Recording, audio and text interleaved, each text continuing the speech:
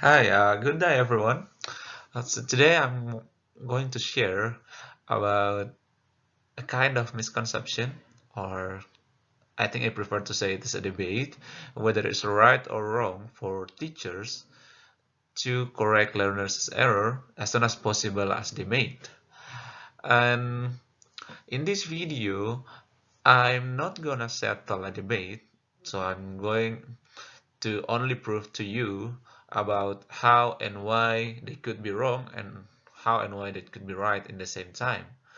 So there will be two perspectives here, but I'm not gonna be the one who decide whether this is right or wrong in the end. Alright, since the subject we are talking about here are students, so the settings we are trying to refer is the classroom settings.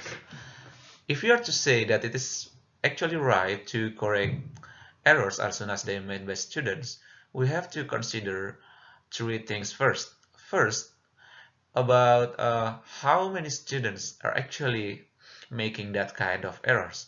If we say that most of our students make the same error, then it is extremely necessary for our teacher to correct that immediately. It is different that when these errors are made by only one or two students, so there is no such immediate responsibility to correct them, whether we know that it is actually our responsibility to correct all of our students. And then we have to be sure also that students we are trying to correct are actually ready for the correction we are trying to give. For example, we want to correct them when they make errors regarding the use of present tense. It is actually difficult to correct them. If, for example, the kind of mistake they make is that they don't put the s or es word when the subject is she, he, or it, uh, we have to be sure that they already know the basic knowledge about these tenses, especially the subject, and then which word should be added by s, which word should be added by es, and what subject that don't require the addition of that s or es. So there are plenty to consider. Also, in in the perspective of motivation, we also have to be sure that the correction we give is not too excessively, because we are trying to prevent uh, the kind of assumption for our students who may think that, oh, English is too difficult, I always make mistake over and over again. So the excessiveness of this correction is also demanding attention, because it's not so good if we are the teacher and then we also be the one who cause this less motivation for them. So, on the other hand, it could be wrong to give immediate correction uh, for students as soon as they make errors. First, we have to see whether it is a large quantity of students who do that mistakes, or maybe it's only one or two students. If the mistake is only conducted by, let's say, one student, then it's sometimes okay to just ignore and maybe try to pick another time to correct these students, maybe outside the learning settings, because we know that in Indonesia especially, we have like 20 or 30 students inside the classroom and we have a very limited time, and sometimes it's just okay to ignore. But we have to keep in mind that we have this responsibility to correct them in any way. And also, we have to prepare them first for that correction. Let's say we want to correct them, but actually the thing that we are trying to correct is kind of complex grammar, which sometimes if we try to correct them forcibly, it will only add to their mindset, especially negative mindset, whether how difficult it is actually to master English itself. Also, in line with that, we don't want to give such correction excessively, because too much correction is sometimes too good.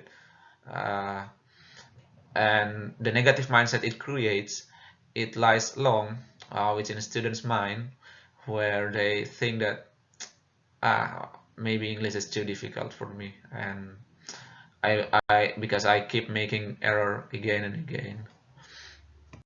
Okay, lastly, as a bonus for today's discussion, I'd like to share a little about what I understand about developmental sequence theory by Ellis in 1984. Um, so there are three phases, as can be seen from the slide.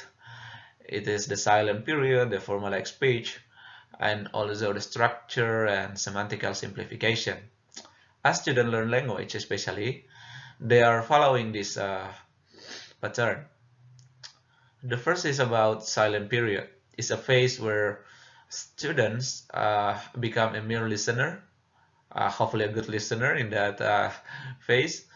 They they tend to just look at the teachers and then assess their teacher sometimes, and then they realize that, oh, this is the kind of mistake I keep making as I speak, and my teacher doesn't do that. So they will just keep fixing them their speaking in time. This is where actually they kind of imitate their teacher. So that's the responsibility of teacher to become a source of good imitation for their students, especially in English. The second phase is formulaic speech, where a phase that students start to produce something in spoken form, which is very much observable by the teacher. And usually in this phase, their speaking is very much influenced by grammatical things, grammatical manners, tenses, structure, and things like that. And And when it comes to communication means of language, in the face of structure and semantical simplification, they start to cut a long sentence into shorter sentence as long as the communication mean, especially the message or the meaning they are trying to deliver to their interlocutors, are already being understood uh, with I mean in the means of communication itself. So in this phase, usually they are not strictly following the grammatical rule of a good sentence again, but the mere target is that how to give or to convey message and how the listener can understand them. Yeah, so that's the developmental sequence theory, and hopefully we can still discuss a lot of things about language, language learning, language acquisition, which I will happily share maybe in other videos. So that's all. Thank you for listening.